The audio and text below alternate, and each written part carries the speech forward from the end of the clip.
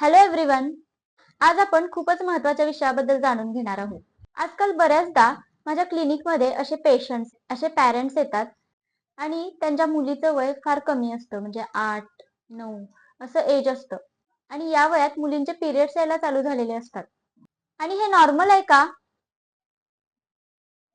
तर नाही. तर यासाठी आज आपण महत्त्वाच्या टॉपिक बद्दल जाणून घेणार आहोत. आणि तो म्हणजे अर्ली प्युबर्टी किंवा अर्ली मेनार्की. तर याचा अर्थ काय? तर पूर्वी मुलींचं पाळी येण्याचं वय 12 ते 14 असं असायचं. पण आजकाल मुलींचे जे पिरियड्स आहेत ते 8 ते 9 वर्षातच येत आहेत. आणि यालाच अर्ली प्युबर्टी असं म्हणतात. आणि हे नॉर्मल नाहीये. पण मग हे असं का होतंय? पाळी लवकर येण्याची काय कारण आहेत?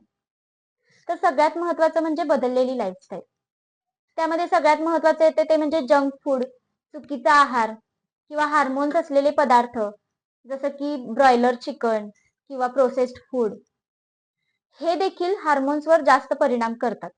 त्याचबरोबर वाढता मोबाईल आणि स्क्रीन टाइम, म्हणजे काय, रात्री उशिरापर्यंत मोबाईल स्क्रीन वापरल्यामुळे याचा हार्मोन्सवर परिणाम होतो. त्याचबरोबर आजकाल कमी वयात स्ट्रेस देखील वाढलेला आहे. आणि सगळ्यात महत्त्वाचं म्हणजे लॅक ऑफ फिजिकल ऍक्टिव्हिटी, म्हणजे व्यायाम कमी झाल्यामुळे बॉडी डेव्हलपमेंट वेगाने व्हायला लागली. चुकीच्या आहारामुळे ओबेसिटी म्हणजे लठ्ठपणा, या देखील समस्या वाढलेल्या आहेत. त्यामुळे देखील हार्मोन्सवर परिणाम होतो आणि पिरियड्स लवकर येतात. आणि पिरियड्स लवकर येणं म्हणजे फक्त शरीरात बदल होतात असं नाहीये. याचा फ्युचरमध्ये हार्मोनल हेल्थवर, रिप्रोडक्टिव्ह हेल्थवर देखील परिणाम होऊ शकतो. म्हणजे जसं की हार्मोनल इम्बॅलन्स वाढतो, हार्मोनल डिस्टर्बन्स वाढतो आणि त्यामुळे मग पिरियड इरेग्युलर यायला लागतात. पीसीओडी, पीसीओएसच्या देखील तक्रारी होऊ शकतात. त्याचबरोबर इनफर्टिलिटी म्हणजे प्रेग्नन्सी राहण्यामध्ये देखील कॉम्प्लिकेशन्स येऊ शकतात. त्याचबरोबर याचा वजनावर आणि मेटाबॉलिझम म्हणजे चयापचय क्रियेवर देखील परिणाम होतो. वजन वाढू शकतं किंवा चयापचय क्रिया बिघडू शकते. आणि त्याचबरोबर मेंटल हेल्थवर देखील परिणाम होतो. कारण शरीरात लवकर होणारे जे बदल आहेत ते सहजासहजी ऍक्सेप्ट होत नाहीत. आणि मग त्यामुळे एन्झायटी, लो कॉन्फिडन्स किंवा मूड स्विंग्स होण्याची शक्यता असते. आणि या सगळ्या तक्रारींबरोबरच हाडांच्या वाढीवर देखील परिणाम होतो. कारण जे ग्रोथ प्लेट्स आहेत ते लवकर बंद होतात आणि मग त्यामुळे मग त्यांच्या उंचीवर देखील परिणाम होतो. आणि मग यामुळे उंची अपेक्षेपेक्षा कमी राहू शकते. तर हे सगळे कॉम्प्लिकेशन्स यायला नकोत, म्हणून आपण आधीच काळजी घेतलेली कधीही चांगली. म्हणजे जसं की सगळ्यात महत्त्वाचं आहे ते म्हणजे बॅलन्स्ड डाएट. घरी बनवलेला आहार घेणं गरजेचं आहे. जंक फूड, पॅकेज्ड फूड यांचं देखील प्रमाण कमी केलं पाहिजे. आणि या एजच्या मुलींना प्रोसेस्ड फूड किंवा ब्रॉयलर चिकन आहे ते देणं टाळलं पाहिजे. त्याऐवजी तुम्ही प्रोटीनचे दुसरे सोर्स वापरू शकता, जसं की फिश, मटन किंवा एग्ज.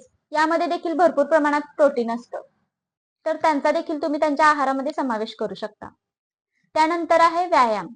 रोजच्या रोज किमान अर्धा तास व्यायाम करणं देखील गरजेचं आहे. आणि मोबाईलचा कमीत कमी वापर करणं. आजकाल बऱ्याच गोष्टी ऑनलाईन झालेल्या आहेत, बरोबर आहे. पण आपण मुलांना लिमिट घालून देणं देखील गरजेचं आहे.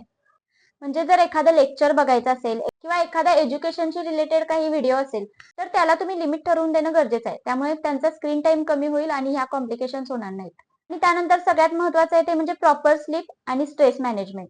त्यांनी किमान 7 ते 8 तास झोप घेणं देखील गरजेचं आहे. आणि स्ट्रेस मॅनेजमेंटसाठी मेडिटेशन म्हणजे जसं की योगा, प्राणायाम हे देखील गरजेचं आहे. तर या सगळ्या गोष्टी करणं महत्त्वाचंच आहे. पण तरीही जर कोणाला असे काही प्रॉब्लेम्स असतील तर न घाबरता तज्ञ डॉक्टरांकडून काउन्सिलिंग घेऊन फ्युचरमध्ये हार्मोनल हेल्थवर काही कॉम्प्लिकेशन्स यायला नकोत, म्हणून तुम्ही नॅचरल मेडिसिन्स देखील घेऊ शकता, जसं की होमिओपॅथी. त्यामुळे फ्युचरमध्ये अशा काही कॉम्प्लिकेशन्स येणार नाहीत. थँक्यू.